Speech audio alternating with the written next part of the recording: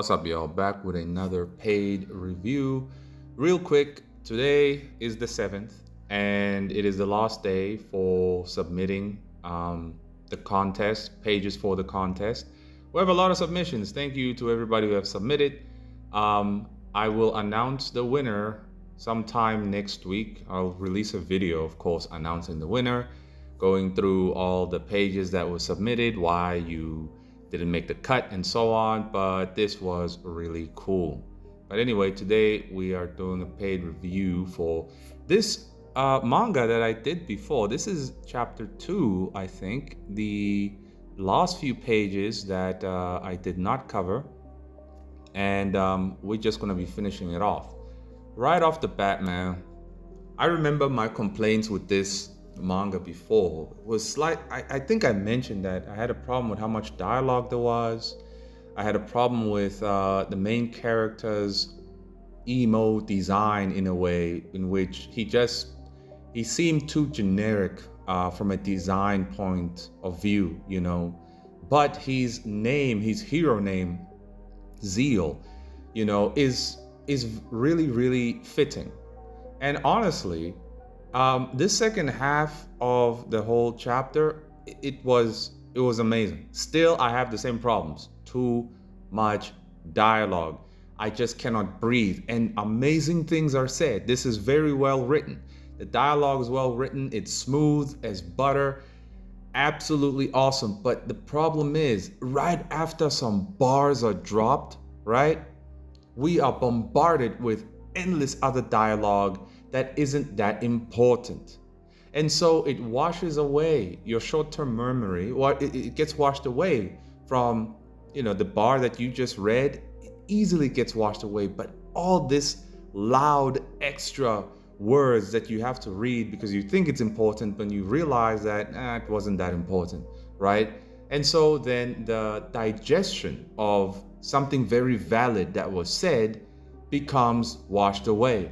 Then the experience somewhat becomes lackluster. And then overall, when you look back after reading this product, you feel as if there was just a lot going on. There was a lot going on because there's always a lot going on, but it's mostly because of the dialogue, honestly. But anyway, as you know, here at Coffee Comics, we have a standard of judging a manga, and we look at the MANAA ingredients. I don't really recall how many ingredients I gave it last time, but this time, oh dude, it gets all four, bro. It gets all four. In terms of familiarity, it reminds me of My Hero Academia. In terms of relatability, if you're a person of zeal, a idealistic person such as myself, right? Somebody who just no compromise, no surrender type attitude, it is very much so relatable.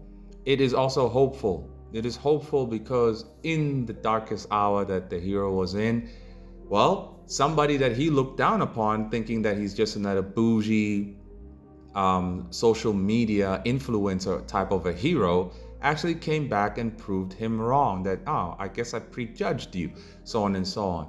And it is definitely inspiring, bro. It is inspiring. But again, most people won't get the inspirational part of it because of all the dialogue, man. The dialogue that wasn't necessary. I recommend that you apply passable even to your dialogue. Now, artistically speaking, the art I would say honestly is a mix between B rank and C rank, right?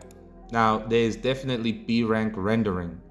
And some characters have C rank designs and even anatomy, right? So it's a bit here and all over the place artistically, but not, I shouldn't say all over the place. It jumps between B rank and C rank. It's definitely B rank 100% in terms of the rendering, the backgrounds, the understanding of contrast, definitely B rank. But some of the characters, the way they are illustrated, sometimes they look too simplified, sometimes they look weird, sometimes, you know, and you wonder sometimes as to is the artist who drew this the same artist, or did somebody else draw that character, right? there isn't a consistency of design and shape language when it comes to the characters themselves. So that's why I'm saying it jumps between C and B rank, right? But anyway, um, specifically looking at the use of passable artistically, there's no need to go through it. The guy knows what he's doing. But in terms of dialogue, bro, please apply passable. You only need the bare minimum. The most important parts are required, because when there's too much like this, it gets overwhelming. But anyway, so let's continue from here. A short recap. So the hero was invited to this hero ball event where a bunch of bougie influencer heroes are here to pretty much, boast about themselves and talk about how they can get new sponsors, how they can get new gigs, a PR event, and a huge ego event. And our main character is not like that at all.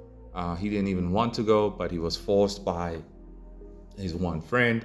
So he goes along. But here he encounters one slimy individual, right? And he lets him know. Crushing his hand in a way, he says, "Such delicate hands for a hero. And between us, my strength is disappointingly mediocre without reinforcement from my powers. Yet this is supposed to be the hands that will pick up the duties of a star hero. What a joke. Must have been ages since you ever soiled your precious hands to even help an old lady with her groceries, huh? You can shove it with all your vain promises. They carry as much weight as that flimsy sword." Now, the dialogue is epic, bro. It's epic, it's raw. I like it. I like it. It's not cringe, it's not weird, it's just right. But I also remember having a problem visually as to, hey, I can see that you use B4 paper, but I do not think you stuck to the understanding of keeping all your dialogue within the dialogue box. So to confirm this, I took my template, right? This is my template. If you want the template, it's $3. Link in the description box, right? And this template works for those who don't have Clip Studio EX, right? So if you are done drawing both your pages here, page 1, page 2, what you would do is you'd say edit, change canvas size, and you just drag it all the way over here, just like so. And then you export that accordingly. But anyway, so here are some random pages I took from the story, and I wanted to see if they all stay within the text box. And no, they don't. They don't at all. Let me open a new layer. So the text box ends here, right? This is the text box. And you can see that this text all the way up there.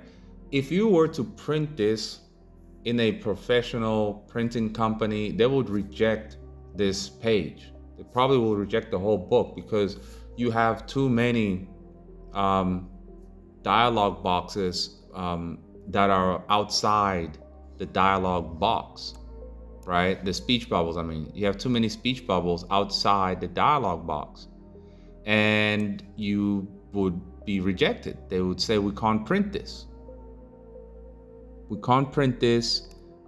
It did not follow proper procedure. It will be rejected. So if you're printing this at your house using the printer at the garage, mostly because I think you are using Kickstarter, then I suppose it's fine. But hey, I'm not a Kickstarter guy. Honestly, I think you should just do it yourself through a proper printer. But anyway, so yeah, this is just one major problem that you should fix, bro. But if you did think about it and found a way to print it without being rejected, then okay, so be it. So be it. Continuing here, and more hollow than the support system to your claim to be creating. The future of heroism and the protection of society would snap like a toothpick if left in your hands.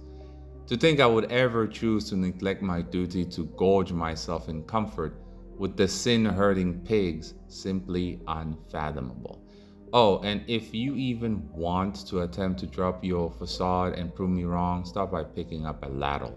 I don't know what a ladle, but that is some cool dialogue. You know, the main character is cool. He just doesn't look cool to me. He doesn't look cool, bro. I know he's dying of stress, upholding the pillars of true heroism and being so noble and so on. It weighs down on you. It crushes you. Yes, but that doesn't mean he doesn't have to look cool. I think maybe it's the hairstyle. I know this is rather subjective, but we've seen too many characters with this type of hair. This type of hair, the hair of an emo, a shut-in type character.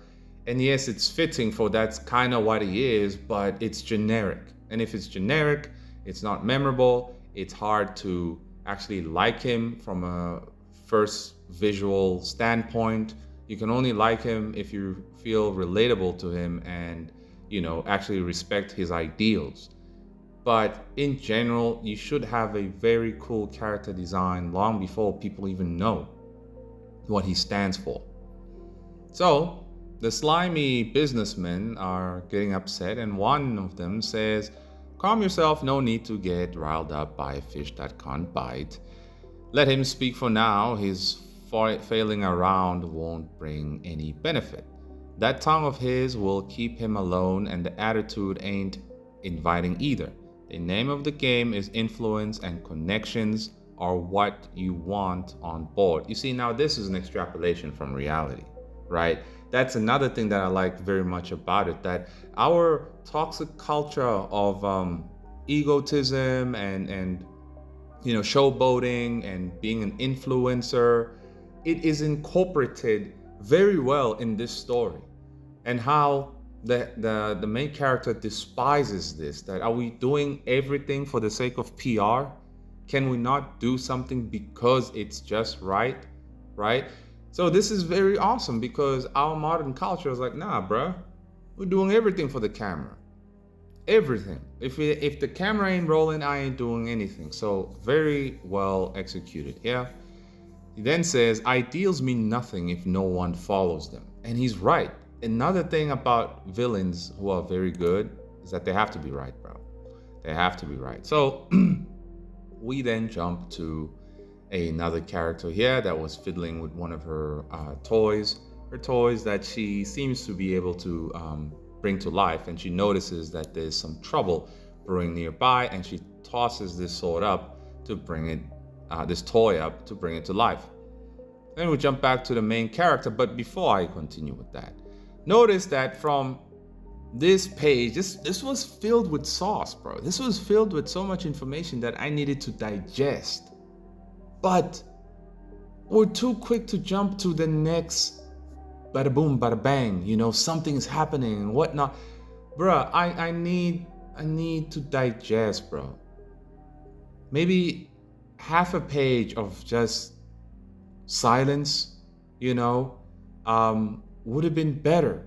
Just so I can swallow my food, but because before I could even swallow what was said in the last couple of pages, you're giving me more food. Like, bruh, I'm not even done chewing. I need to swallow this, and you're giving me more. That's the problem, man. That's the problem. So we see the main character trying to sneak out, and then he's pursued again by that one hero that didn't want to leave him alone. And he keeps looking down on him, thinking that he's just another crazy, bougie, influencer type hero. But long story short, he is actually wrong.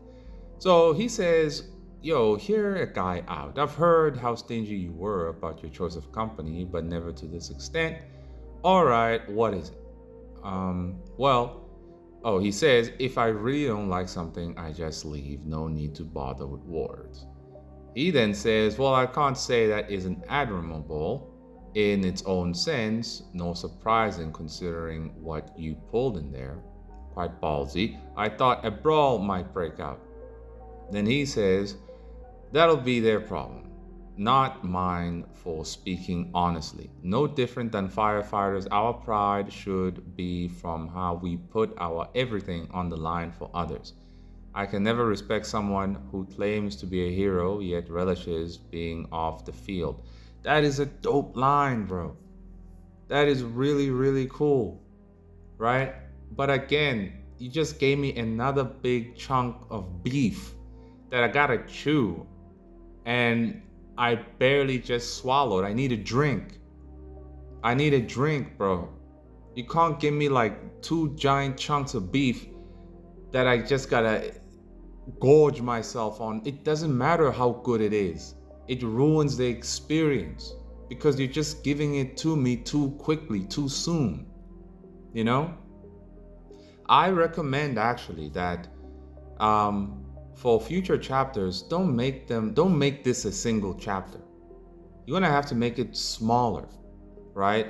And each time characters drop bars, you have to put pages that allow us to breathe, allow us to digest. How you want to capture that visually, I don't know. Apply passable. But don't be so quick to give us steak after steak after steak. Honestly, it starts becoming too much, you see. So I would actually make these chapters smaller, not have so many pages, but I suppose you're doing it that way because you're using Kickstarter. There's definitely a strong sense of urgency in this type of writing, but the pacing is too quick. You see, it's good to have urgency in your writing, but if it feels rushed, that's a problem. That's a problem, right? Even momentarily, leaving should be a begrudging sensation as they pray to get back. Awesome writing, bro. Awesome writing. A little intense, don't you think? Most like to enjoy their break to unwind. With such a battle-hardy mindset, it's a wonder why you hold such contempt for entertainment heroes. We're always rushing towards the action. And that term, entertainment hero, it's interesting. It actually is making me think about something. You know, I'm definitely more like the main character, a bit dogmatic in a way, but this other hero, he's showing him that, hey, you don't have to be so dogmatic, bro. How do you think you're gonna innovate? In general, you cannot innovate anything if you're so dogmatic. So, shout outs to the writer for actually making me reflect and introspect. That's what I'm talking about. That's how it's supposed to be, right? The rampant stupidity overshadowed it all. I'm in no mood dealing with showmen when doing my job. And the amount of entertainment heroes injuring themselves performing that stupid hashtag Leroy hero trend pisses me off. Extrapolation from reality. That's what we're dealing with a lot of people trying to, get instant fame. Every idea has uses on both sides of the spectrum. I see entertainment heroism as the perfect way to engage with civilians, whether it's a scared child or a man who's numb by life. We can reach their hearts in a time of panic. Is that it? You're trying to recruit me or something? You should have done better research than that. But he has a point. This other hero, he has a point, bro. In the end, you cannot be like a strict omega guru all the time, bro. There has to be an element of entertainment value. That's just how it is. Otherwise, you actually become scary and unapproachable. The other hero continues to say the greatest treasure of others are our differences. With multiple perspectives, you can cover many angles and learn in ways you couldn't perceive before. Always seeing eye to eye is overrated. He has a point. That is truly a proper extrapolation from reality. And despite this character looking like a goofball, hey man, I want to like this character, but his hair is just so goofy, man. I'm like, nah. And that's another thing. Um, it's this manga is not guilty of making everything goofy, no. But there are elements of goofiness, right? And how, in fact, the goofy aesthetics for male characters are a bit too much, if you ask me. This guy has a solid point. But I cannot like him because he looks goofy. He looks whack, right? All the male characters are easily outshone by all the female characters in this manga. Like 100% all the time. Oh, Coffee, you're a female hater, blah blah blah. I don't want to hear that. This, I can tell this is catered for guys to some extent, right? At least for me, it definitely feels like this is catered for guys. Guys want to see cool guys. Yes, we want to see hot women, hot females are here. That is cool. We need to draw attractive characters, right? Cool. But if it's at the expense of making the male characters goofy looking or timid looking, just so the females can stand out more, we have a problem. We have a serious problem. The females here have an element of badass. You look at them, she looks badass. When she powers up, she's badass. But the guys, whether they are stronger than the female or not, they just look goofy all the time. Straight up Fred Flintstone type action. Not that, fat and big belly, but goofy in that sense. In a sense where you look at him, you don't want to look like him, you don't want to sound like him, you don't want to act like him. Absolutely not. So I don't know, man. I think you're gonna have to fix that, bro. Going forward, you're gonna have to fix that. So anyway, these two, a few villains show up, and it seems they were kidnapping some civilians. And the other hero, who was telling our main character all about life, takes the initiative to shock them into paralysis. He's rather powerful. See, I want to like him. He's got cool powers. He's got a cool philosophy, but he reminds me of Might Guy, Rock Lee Sensei in Naruto, but just a bit more goofy, which is terrible, right? Paralyzes them, and then they notice that these bad guys are rounding up civilians outside, and the other hero says, we need to call for backup. But our main character says, no, I'll handle this now. I ain't got time for that. And he decides to activate his power and go handle the business. Now, this page here is very interesting. This is a flashback, right? This flashback had all kinds of bars. And I was thinking about what this villain was saying all week, bro. And then I read it here, I'm like, what in the hell? I was thinking about this all week. So the villain here says in the flashback, what a bloody mess. Hey, bucko, want to know where it all went wrong? They all hoped someone else would cover their incompetence, but failed to realize none of them was actively covering each other. A foolish miscalculation. That is epic. That is deep, bro. I needed another page. Another page of this flashback where the main character tries to digest what this villain just said. He continues to say, creating a team for dependency, not reliability. Bars, bro. Bars. That is epic. That anybody who's tried to do anything for themselves a little bit, but then formed an alliance with people they thought they could depend on, right? And then they got screwed. Then you know what he's talking about, because indeed, there is a difference between dependency and reliability. Epic bar, man. Epic bar. Remember well, boy, you can only trust yourself to get things done. From the beginning, this was always going to be a lonely road. And then we jump to the next piece of action. I'm like, oh man, bro, I needed to digest that. Now you're giving me some other food already. Oh man. But anyway, so one of the heroes have been struck down by a supervillain that is working with the masked villains to kidnap the people. And while our other main character shows up, this female demon, which I had a problem with, that hey, she's a demon and she's a hero and she's insanely overpowerful. I'm like, man, are you always going to show up your main character? Because in the end, it's like, who's the lead of this story exactly? Right? Who is the lead of this story? It's supposed to be Zeal, right? But sometimes he doesn't feel like the main character because others just outshine him so much, you know?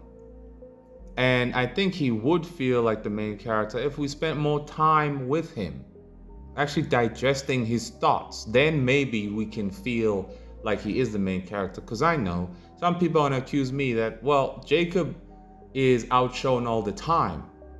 No, I don't think he's outshone all the time. But if you think that, it doesn't matter, because one thing is for sure, he does feel like the main character. Why? Because you do spend more time with him. You do spend more time with him. You spend more time with him in his deepest thoughts, in his most intimate fears, and so on. Everybody gets to digest Jacob's struggles, his thoughts, his whatevers, making him feel like the main character, making him feel like him existing naturally outshines all the other characters, right? Even though narratively wise, in terms of the plot, Jacob is not the main character of the story. King Arthur is, right? But he feels like he's the main character of Bloody Hell because you spend more time with him. So in this case, we don't spend enough time with the main character. Each time he drops a bar, we jump to the next bunch of characters who are going to be talking and arguing and screaming at each other, like this very page right here. This dialogue, a lot of it is unnecessary. It's unnecessary already. It's washing away everything that I just read on those cool lines that were dropped. You see, that's the problem. So anyway, she comes in, basically saves the day, fights this new supervillain, and we jump back to our main character trying to set the people free. And this villain comes along saying, "Dear hero, were you wandering for a piss after having too much to drink?" The dialogue is premium, bro. Okay, but it's still unnecessary. I honestly feel it unnecessary. You see this part here, where that female is yelling at the villainess, and it's too much. And even though it can be cool what they're saying, it's unnecessary. This introduction of "Dear hero, were you wandering for a piss after having too much?" It's a dope introduction, but it's a bit overwhelming at this point. Honestly, I cannot read it a second time. It took longer to read these pages because there's just so much, right? I want to enjoy the action, bro. I can tell what's happening, so I don't need additional words, But anyway, they start fighting and they start sharing their villainous monologue, of course. And it's all about how the world is so twisted and how pointless it is for you to try and even change it. I'm not going to read it again, bro. But it is good. However, it's too much. It's too much, bro. So while he's fighting these guys with the mask, the female lead is fighting the villainess. And the villainess is saying, she's saying valid things as well, right? But it's unnecessary, profoundly unnecessary, right? It's too tiring. So anyway, they continue to fight, right? And the villainess managed to snatch the heart that this demon woman kept, and the heart belonged to our main character. And she threatens the demon lady that, "Look, set me free or else I'm gonna crush this toy of yours." And she straight up powers up to the max, right? She looks cool, but again, man, again, it feels like it just feels too much like all these female characters, bro, are just the stars of your series. They are the stars. And there is some cheesecake. It's not hardcore cheesecake at all, but I was just looking at the covers of this manga, and I understand. You gotta put a little bit of cheesecake in there just so you can increase your chances of people coming to buy. But if you rely on it, it's a problem. But anyway, I just have a serious problem with all the female characters outshining the guys with how much cooler their design is, how much more serious they are, and how much more powerful they are. Legit. I don't know a single guy in the story thus far that can even match any of the that can match this demon lady. I just don't know, except for the All Might character who is no longer with us. I think I'm remembering that right. So anyway, she powers up, and of course she's gonna beat that villainess. And Zeal here is about to pass out, and the captives are free, but they too scared to move. And the guy in the mask says, "Trouble inspiring hero." That is a dope line. Good, that'll teach them these heroes can never stop the cruelty of this world. This world is too rotten for that kind of hope. Maybe, but that's all the more reason to strive and create our own. And the goofy hero arrives. And I like his dialogue here, right? As the villain says, the world is too dark for that kind of hope. He comes in saying, well, that's why we have to come in and strive to create our own. That's the job of us heroes. As we entertain one's worries away, we can sway their hearts and manifest a world where idealist and hope can exist. That is really dope. But you have to have the right personality for it. I definitely, I'm not a funny daddy like that, you know. Maybe I can be entertaining here and there, but I chihuahua, bro, all the time. La la la la la, hey kids, don't worry about it. Hell no. Right?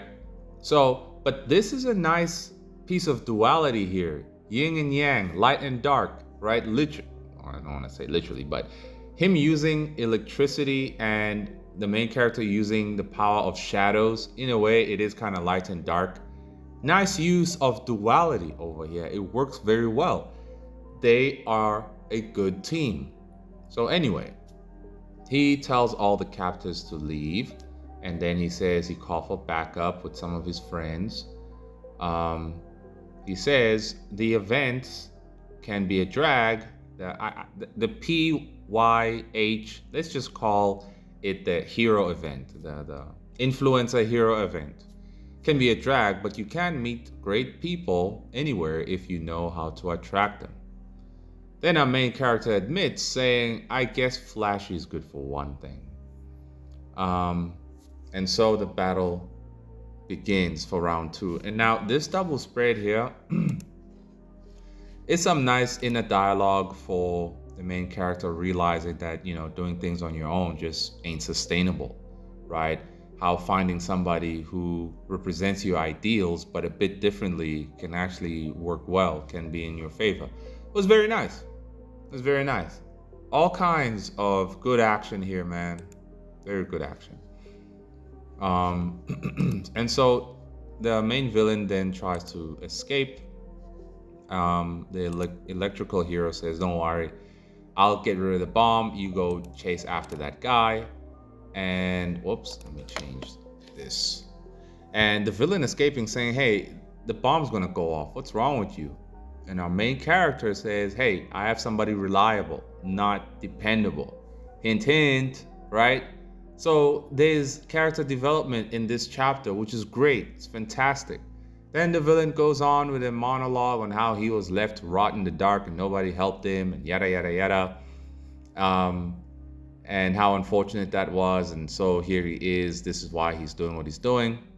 Then Zeal says, I'm sorry no one was there at your darkest. The best I can offer you now is my pledge as a staunch hero who will patrol even the deepest shadows. Now that statement right there coincides definitely with his character, with his powers, with his design. I still don't like his hair though. He wants to be Itachi in a way. He wants to be Itachi. Itachi wanted to operate in the shadows, be the shadow of the hidden leaf village. Go in the areas where those above cannot go. It's been a while since I read that passage in Naruto, but you understand if you remember reading it or watching it, right? So, in a way, he wants to be Itachi, kind of wants to be Sasuke, but at the same time, he understands that he's gonna need a Naruto, right? He's gonna need some duality, right? And he can't do it by himself. Itachi did it by himself and it didn't work out. Sasuke almost did it by himself. It was not gonna work out. So in his case, at least he understands now that, hey, I'll go where the other heroes cannot go. So very, very cool moment. I promise to be at least a single hand that can reach those unseen, and through my path, hopefully many more will follow suit. Then the villain says, whispering sweet nothing, you fraud. What a sick joke. Smacks him, but Zeal ain't playing, and whacks him away, saying, I never joke about that. The bomb goes off, and he rushes to the electrical hero. His name is, bro, I can't even read that. I'm just gonna call him the electrical hero. But he's still alive, at least, and he remembers the words of All Might, saying, be stern about this distinction, young one. Heroes are a pillar of society. Never be arrogant enough to think you can hold everything alone all the time. You don't have to join a group just because, but don't be afraid to find people that can reciprocate any trust you give them. Awesome. That was really awesome. And just like that, they've saved the day. And the very next page, we don't get a breather. We don't get 2 weeks later. We don't get 4 days later or 10 hours later. We just boom. You can tell that it's the next day, right? But already they are in action. They're doing something. They're fixing the traffic light. Bruh, give us some time to digest. You just saved, all the civilians and stopped the bomb, and already it's the next day. Nah, man, it's too much, hey. It's honestly too much. And also, please, for the next couple of chapters, upgrade the drip for the male characters, bro.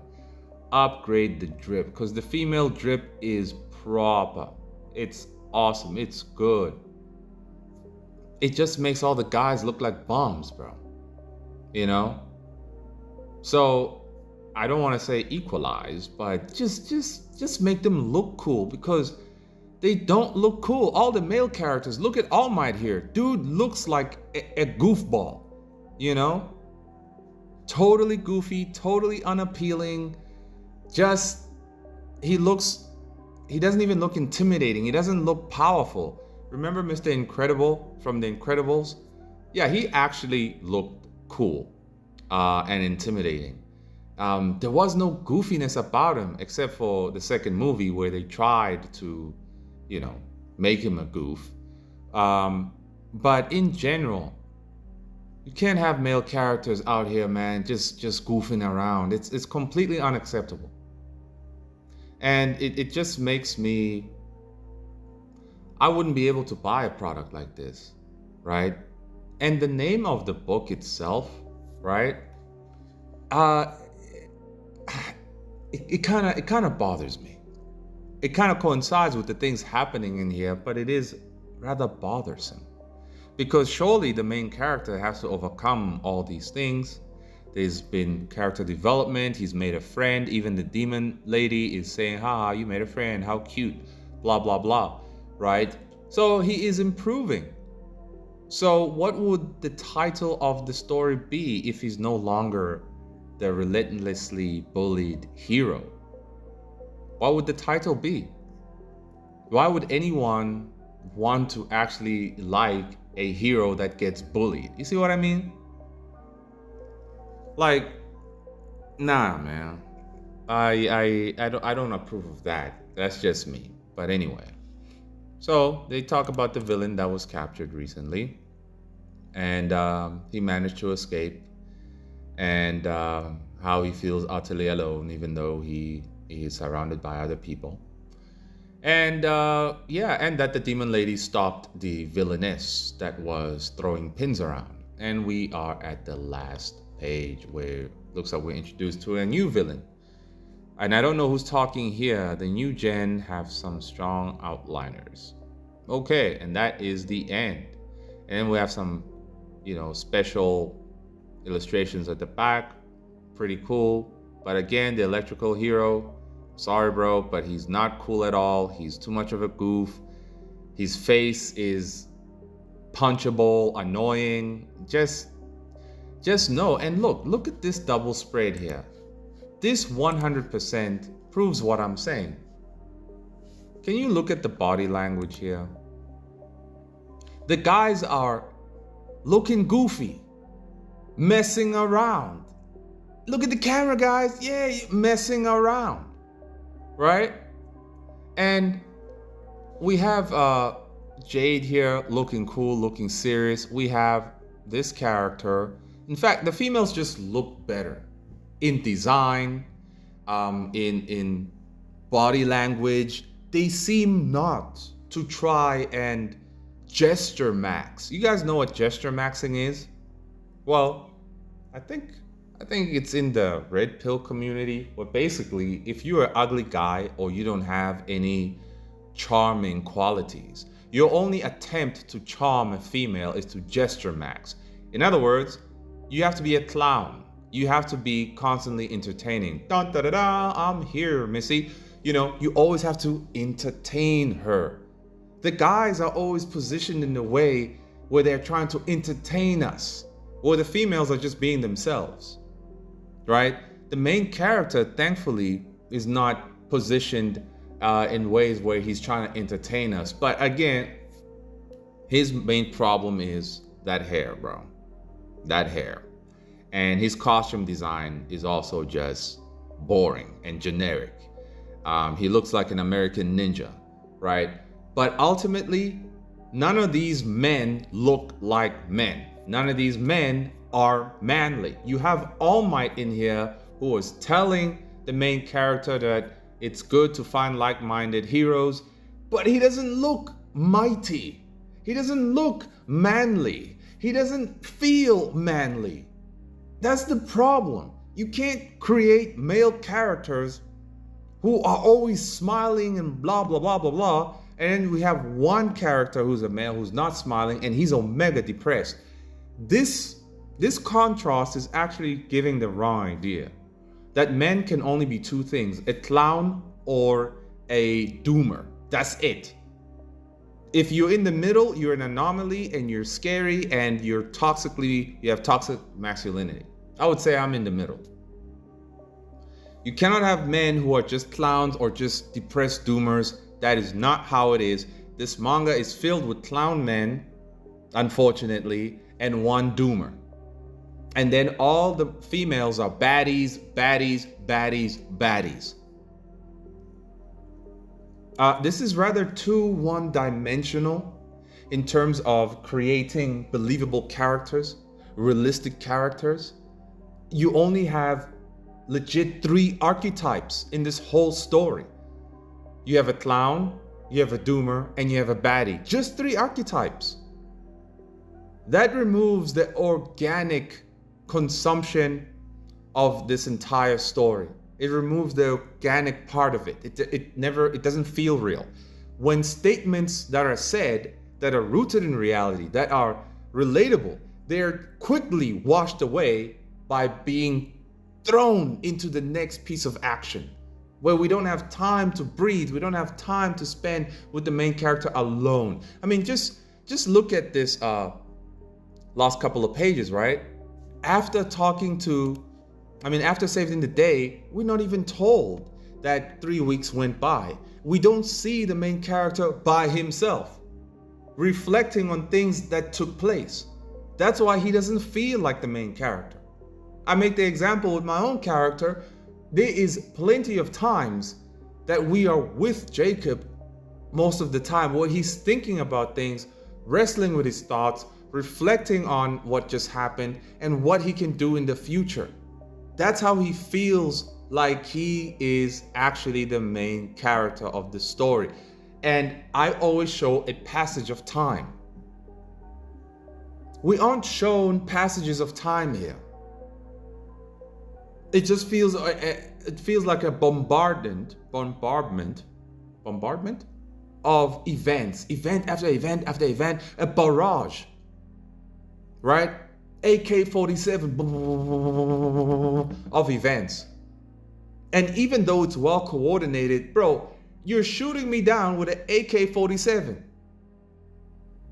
But anyway, at the end of the day, it does have all four ingredients. It does, right? It's just the pacing is too quick, right? All the male characters are either goofy or depressed, and all the females are baddies. That is not how you tell an organic story. I don't mind female characters looking like baddies, but they cannot act like baddies all the time. They cannot have that yes queen energy, I'm a badass queen type energy all the time. All of them. Even the villain, the female villains and the so-called good female heroes, they're the same personality. Just one is evil and likes to destroy everything, and the other one isn't and wants to save everything. But in the end, they have this flashiness about them, this baddie attitude about them, this shallow baddiness about them. So these are critical things to consider going forward, right? But in the end, despite the pacing being the second biggest problem aside from the goofiness of the males, I will give this an 8 out of 10 under the Coffee Comic standard. So well done, bro. Well done. But please, don't make the guys goofy, man. Please fix it. Please fix it. But anyway, y'all, that's it for now. Today is the end of the last day to submit, the 7th. And winner will be announced next week. It's going to be a tough one because Chihuahua, what y'all doing to me? It's going to be tough to choose a winner here, right? So many good artists. But it's nice to see, nice to know that, hey, a lot of people be rocking with coffee. Even though the YouTube numbers look low, the impact numbers are high, right? Stay tuned for some good news, actually. Even though I fell in the pit of despair this week, some good news have come, and if things work out, I'm making that $1 million next year. That's how good the news is. If things work out, I'm gonna make that $1 million next year, guaranteed, right? So I can't wait. I hope they don't screw me with that, right? But I'll hold on that they do not. If you want your own review, $40 per chapter. It is 15 to 25 pages. That's it for now.